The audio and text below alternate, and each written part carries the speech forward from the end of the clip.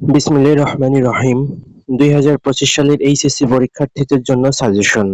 আজকের ভিডিওটিতে বাংলা প্রথম পত্রের অপরিচিত গল্পের সংক্ষিপ্ত প্রশ্ন বা জ্ঞানমূলক প্রশ্ন দেওয়া হবে। এখানে আমি চেষ্টা করব অল্প সময়ের মধ্যে গুরুত্বপূর্ণ প্রশ্নগুলো দিয়ে দেওয়ার। ১ নম্বর প্রশ্ন, হরিশ কোথায় কাজ করে? হরিশ কানপুরে কাজ করে। ২ নম্বর প্রশ্ন, কল্যাণী কোন স্টেশনে নেমেছিল? কল্যাণী কানপুর স্টেশনে নেমেছিল। ৩ নম্বর প্রশ্ন, অপরিচিত গল্পের মামা অনুপমের চেয়ে কত বছরের বড়? অপরিচিত গল্পের মামা অনুপমের চেয়ে ৬ বছরের বড় ছিল। ৪ নম্বর প্রশ্ন, কোন কথা স্মরণ করে অনুপমের মামা ও মা একযোগে বিস্তর হাসিলেন? উত্তর, গায়ে হলুদের অনুষ্ঠানের বিস্তর লোকের আদর আপ্যায়ন করে তাদের বিদায় দিতে কোনো পক্ষকে যে নাকাল হতে হবে সে কথা স্মরণ করে অনুপমের মামা ও মা একযোগে বিস্তর হাসিলেন। ৫ নম্বর প্রশ্ন, অনুপমকে মাকাল ফলের সাথে তুলনা করে বিদ্রূপ করেছিল কে?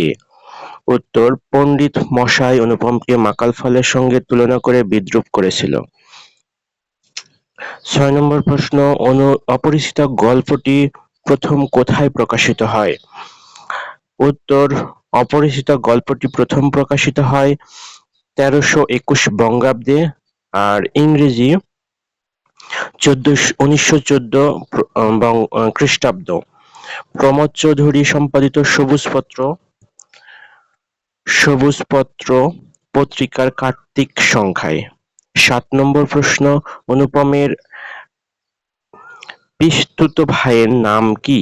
উত্তর, অনুপমের পিসতুতো ভাইয়ের নাম বিনু।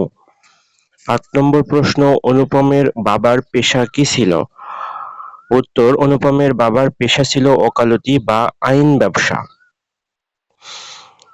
৯ নম্বর প্রশ্ন, অপরিচিত গল্পে কন্যাকে কি দিয়ে আশীর্বাদ করা হয়েছিল? অপরিচিত গল্পে কন্যাকে ইয়ারিং দিয়ে আশীর্বাদ করা হয়েছিল। ১০ নম্বর প্রশ্ন, কন্যাকে আশীর্বাদ করার জন্য কাকে পাঠানো হলো? কন্যাকে আশীর্বাদ করার জন্য বিনু দাদাকে পাঠানো হলো। ১১ নম্বর প্রশ্ন, বিবাহ ভাঙার পর হতে কল্যাণী কোন ব্রত গ্রহণ করেছে? উত্তর, বিবাহ ভাঙার পর থেকে কল্যাণী মেয়েদের শিক্ষার ব্রত গ্রহণ করেছে। ১২ নম্বর প্রশ্ন, অপরিচিত গল্পে কাকে গজাননের ছোট ভাই বলা হয়েছে? অপরিচিত গল্পে অনুপমকে গজাননের ছোট ভাই বলা হয়েছে। বিয়ের সময় অনুপমের বয়স কত ছিল? বিয়ের সময় অনুপমের বয়স ছিল ২৩ বছর। আমি এখানে এই ১৩টি প্রশ্ন দিয়ে দিচ্ছি। পরবর্তী কোনো ভিডিওটিতে আরো কিছু প্রশ্ন দেওয়ার চেষ্টা করব।